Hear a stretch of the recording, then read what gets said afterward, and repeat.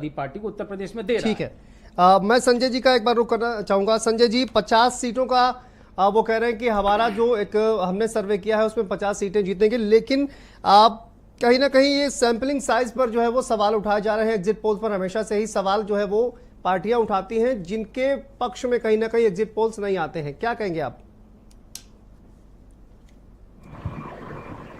मुझको लगता है कि एक तो कर्नल शरद शरण जी ने जो कहा है उसको लॉक कर लिया जाए।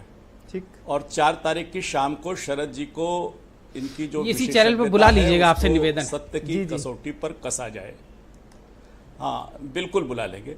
और मुझको लगता है चूंकि ये विशेषज्ञता की बात कर रहे हैं तो मुझे मेरे सामने अभी जो ये कह रहे थे तो एक्सेस माई इंडिया का मेरे पास डिटेल है जी। तो एक्सेस माई इंडिया की जो पोल है उसमें वो अपना ट्रैक रिकॉर्ड दिखा रहे हैं कि 64 उन्होंने असेंबली का जो पंखा बंद करा दो जी संजय, उन्होंने पूरा अपना जो रिपोर्ट कार्ड दिया है और कितना सैंपल का जो सर्वे का साइज है वो भी दिया है। मुझे लगता है कि कर्नल जी अगर उसको देख लेंगे तो बेहतर अपनी बात को विश्वसनीयता के आधार पर कह पाएंगे। मुझे लगता है कि शायद इन्होंने अपने जो बहुत बेहतर ये सर्वे कर रहे हैं, इन्होंने जो सर्वे करने वाली एजेंसीज हैं उनके जो प्रेजेंटेशन है उसको भली बात नहीं देखा है, मेरे सामने रखा है। मैं आपको भी व्हाट्सएप कर सकता हूं। मुझे लगता है इनको दिखा देंगे तो बेहतर रिजल्ट पर आ जाएंगे जी। पूरी दुनिया इस बात को मानती है कि किस प्रकार से ये जो एग्जिट पोल हैं ये किस प्रकार से आयोजित किए जाते हैं, इसके तरीके हैं, करने वाली एजेंसीज हैं, उनका एक साइंटिफिक प्रोसेस है। उस प्रोसेस का जो रिजल्ट है वो इस बात का संदेश जरूर देता है कि रिजल्ट किस तरफ जा रहा है। और मुझे लगता है कि देश की 11 से 13 एजेंसीज ने जिस प्रकार का रिजल्ट दिया है वो एक बात का संकेत कर रहा है कि भारतीय जनता पार्टी लीड सरकार इस देश के अंदर बनने वाली है। आंकड़े ऊपर नीचे कुछ हो सकते हैं, लेकिन इतना तो तय है कि भारतीय जनता पार्टी की सरकार एक बार फिर से आ रही है, अच्छे बहुमत के साथ आ रही है, जनता के विश्वास के साथ आ रही है। और जनता ने भारतीय जनता पार्टी को अपने विश्वास का साथ दिया है।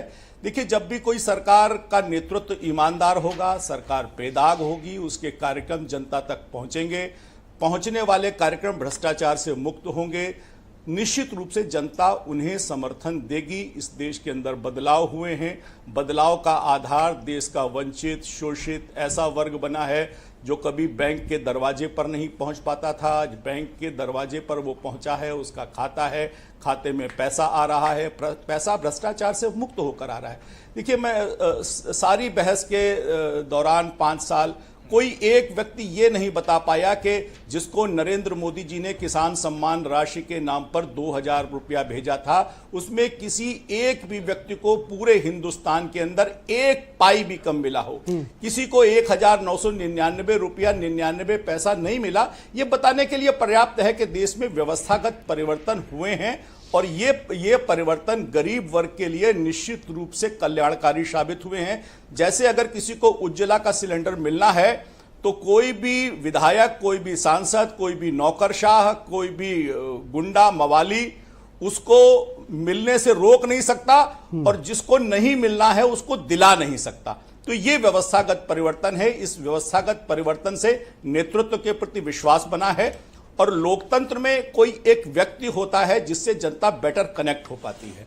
संगठन से देर में कनेक्ट होती है लेकिन पर्सनालिटी से बेटर कनेक्ट सबसे पहले हो पाती है। और मुझे लगता है कि आज देश के अंदर मोदी जी जैसा व्यक्तित्व है जो जनता से बेटर कनेक्ट हो रहा है और इसीलिए सर्वे के इस प्रकार के परिणाम आ रहे हैं। मुझे लगता है कि 4 तारीख बहुत दूर नहीं है, ये परिणाम निश्चित रूप से उस परिणाम की ओर इशारा कर रहे हैं और जो भी रिजल्ट्स आ रहे हैं उनसे बेहतर भारतीय जनता पार्टी करेगी, ऐसे हमारे भी सर्वे के संदेश हैं।